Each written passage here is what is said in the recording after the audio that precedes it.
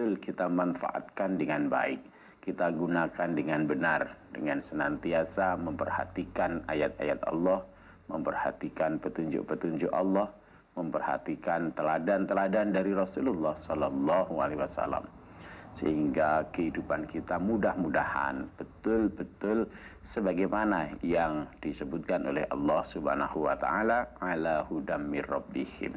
Hidup kita itu senantiasa berada dalam petunjuk-petunjuk Allah Subhanahu wa taala. Nah, para pemirsa MTA TV, pendengar Persada FM, kaum muslimin muslimat rahimakumullah, kita akan coba untuk teruskan lagi, lanjutkan lagi kajian-kajian kita, pelajaran-pelajaran kita yang kita mulai sebelum Ramadan ya, karena kita kemarin kemudian Ramadan kita manfaatkan untuk meningkatkan aktivitas ibadah, memahami ya perintah-perintah Allah, contoh-contoh Rasulullah yang terkait dengan Ramadan. Maka kita lanjutkan lagi sekarang pelajaran-pelajaran kita yang sudah kita awali sebelum Ramadan, yakni tentang berzikir, kemudian berdoa. Kita tahu bersama bahwa kita ini hambanya Allah.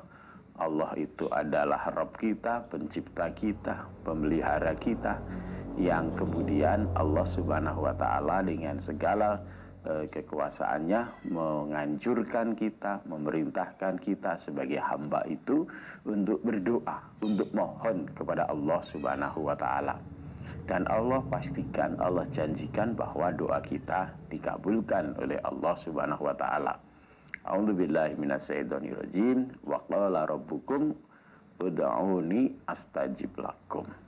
Dan Rabbmu, Tuhanmu, penciptamu, pemeliharamu berfirman ya, berdoalah kepadaku, maka niscaya aku kabulkan. Nah, jadi ini perintah Allah Subhanahu wa taala. Maka sebagai hamba, sebagai orang-orang yang meyakini Allah Subhanahu wa taala sebagai Rabb-nya, maka tentu tidak akan melewatkan perintah Allah ini. Tentu akan membiasakan dirinya senantiasa berdoa, bermunajat kepada Allah Subhanahu wa taala. Dan Allah pun sudah janjikan tadi, aku kabulkan. Nah, seperti itu. Maka di ayat yang lain pun Allah juga perintahkan ya, ketika hamba-hamba, yakni para sahabat pada saat itu bertanya tentang bagaimana berdoa kepada Allah Subhanahu wa taala. Dalam Quran surat Al-Baqarah ayat 186 ya, Allah berfirman, wa idza sa'alaka ibadi anni fa inni qarib. Dan apabila hambaku bertanya tentang aku, maka katakanlah wahai Muhammad bahwa aku ini dekat ya. Ujibud dakwa ya, ujibu da'watad da'i idza da'ani gitu ya. Jadi aku akan mengabulkan permohonan orang-orang yang berdoa apabila ia mohon kepadaku ya. Maka kemudian perintah Allah, fal yastajibuli wal yu'minu bi la'allahum yarsyudun gitu. Maka penuhilah ya, fal yastajibuli, penuhilah seruan-seruanku ya. Wal yu'minu bi, dan berimanlah kepadaku gitu. Jadi ketika kita mohon kepada Allah Subhanahu wa taala, tentu di sana ya ada ikhtiar-ikhtiar dunia kita untuk supaya doa kita dipenuhi, dikabulkan oleh Allah Subhanahu wa taala gitu.